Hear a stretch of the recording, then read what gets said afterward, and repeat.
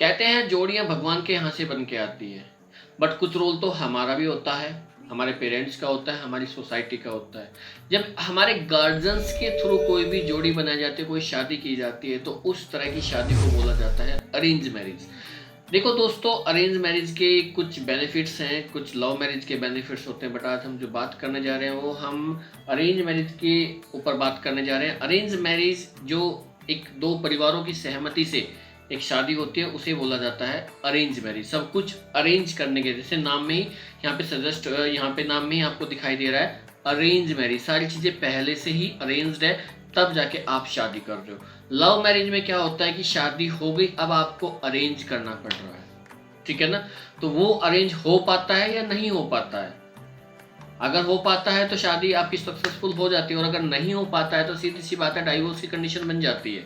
जबकि arrange marriage में क्या होता है, अरेंज मैरिज में सारी चीज़ें पहले से ही अरेंज्ड है, आपको कुछ नहीं करना है। उस अरेंज्ड जितनी भी चीज़ें वहाँ पे अरेंज्ड हैं उनके साथ आपको चलना है। तो मैं हूँ आपका दोस्त मनीष और आप देख रहे हैं स्टू मंत्राज। हम इस टॉपिक पे बात कर रहे हैं अरेंज मैरिज। अरेंज मैरिज के अंदर सबसे जो बड़ा बेनिफिट होता है वो ये होता है कि ये जो अरेंज मैरिज होती है इसमें फैमिली का सपोर्ट बहुत बड़े लेवल पे होता है। अरेंज मैरिज के अंदर जो फैमिलीज होती हैं उनमें सारी अंडरस्टैंडिंग प्री डिफाइन होती है, क्योंकि इंडिया के अंदर शादी दो इंसानों के बीच में ना होकर दो फैमिलीज के बीच में होती है, और फैमिली की जो फैमिलीज होती हैं उनके बीच में अंडरस्टैंडिंग होना बहुत ही ज़रूरी होता है। इसलिए अरेंज मैरिज का सबसे जो स्ट्रॉन्ग बेनिफिट होता है वो ये होता है कि फैमिली का सपोर्ट आपको मिलता है। अब सपोर्ट से क्या बेनिफिट होते हैं, सबसे बड़ा बेनिफिट ये होता है कि अगर लव मैरिज होती है तो लव मैरिज में ज़्यादातर केसेस में फैमिली अगेंस्ट होती है कपल्स के, हस्बैंड वाइफ के। तो उस केस में अगर आप छोटी छोटी कोई भी गलती करते हैं तो वो लोग पकड़ते हैं और उसके लिए आपको ताना सुनना पड़ता है।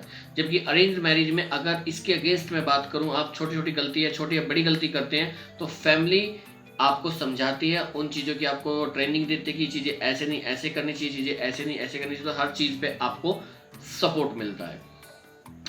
सेकंड बेनिफिट होता है कि अरेंज मैरिज जो होती है वो 99.9% सेम कास्ट में होती है, जबकि लव मैरिज डिफरेंट कास्ट में भी हो सकती है। देखिए, हम लोग इंडिया में रहते हैं तो हम इंडिया के अकॉर्डिंग ही बात करेंगे। यहाँ पे कास्ट को बहुत बड़ी प्रायोरिटी दी गई है। मेरी खुद की थिंकिंग नहीं है, बट मैं यहाँ पे सोसाइटी के अकॉर्डिंग आपको बता रहा हूँ कि जो अरेंज मैरिज होती है उसमें जो चांसेस होते हैं वो सेम जो कास्ट होती है, सेम जो रिलीजन होता है उनमें शादी होने के चांसेस ज़्यादा होते हैं। अगर डिफरेंट रिलीजन में डिफरेंट कास्ट में शादी होती है तो वो सोसाइटी उस टाइप की शादी को एक्सेप्ट नहीं करती, और वहाँ पे जो शादी करके आते हैं डिफरेंट कास्ट में उनको हर एक मोड पे, हर एक जगह, हर एक फंक्शन में इन चीज़ों का ताना सुनना पड़ता है। और आगे जो नेक्स्ट जनरेशन आती है उसको भी इन चीज़ों का ताना सुनना पड़ता है कि भाई इसके पेरेंट्स और मदर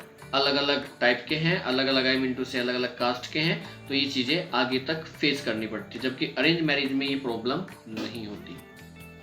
थर्ड जो बेनिफिट होता है उसके अंदर जो लड़का लड़की होते हैं उनको एक दूसरे को समझने का मौका मिलता है, क्योंकि लव मैरिज में हम मोस्ट ऑफ द टाइम एक साथ में स्पेंड कर चुके होते हैं, जो हमारे अच्छे मोमेंट्स होते हैं वो हम जी चुके होते हैं। तो शादी के बाद में कोई ऐसा खास एक्साइटमेंट वाला प्लान हमारे पास में होता नहीं है।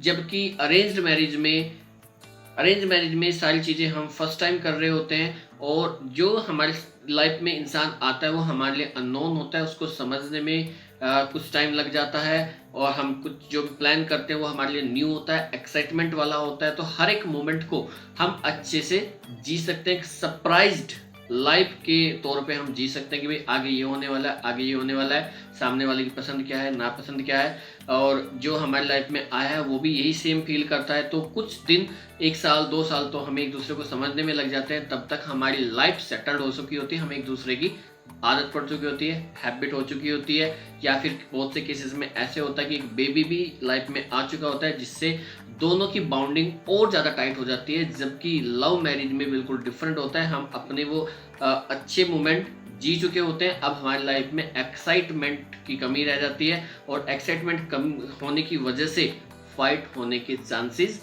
ज़्यादा बढ़ते हैं। देखिए जो इसका नेक्स्ट बेनिफिट होता है वो ये होता है कि जब हम लव मैरिज में होते हैं तो हम एक दूसरे को फिजिकली ज़्यादा पसंद करते हैं, फिजिकली ज़्यादा हम उनको लाइक करते हैं, बट लाइफ चलाने के लिए फिजिकल अट्रैक्टिव होना ही सब कुछ नहीं होता है।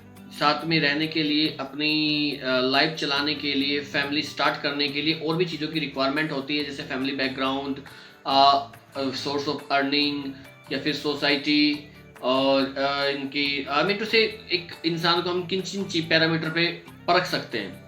क्योंकि शादी नॉट ए सिंपल टास्क, कोई छोटी मोटी डील नहीं है कि चलो आज हुई कल फिर हम चेंज कर लेंगे, और ऐसा होता है तो फिर वो चांसेस डिवोर्स के ज़्यादा बनते हैं, डाइवोर्स के ज़्यादा बनते हैं, नॉर्मल नहीं होते हैं। जबकि अरेंज मैरिज में ये सब चीज़ क्या होती है कि घर वाले पहले से ही इन चीज़ों को टेस्ट करके रखते हैं, उनके बारे में आपको ये सोचने की ज़रूरत नहीं पड़ती कि भाई फैमिली कैसी होगी, सोर्स ऑफ इनकम क्या होगा, ये चीज़ें आती हैं नहीं आती, वो सारी चीज़ें पहले से डिफाइन होती है।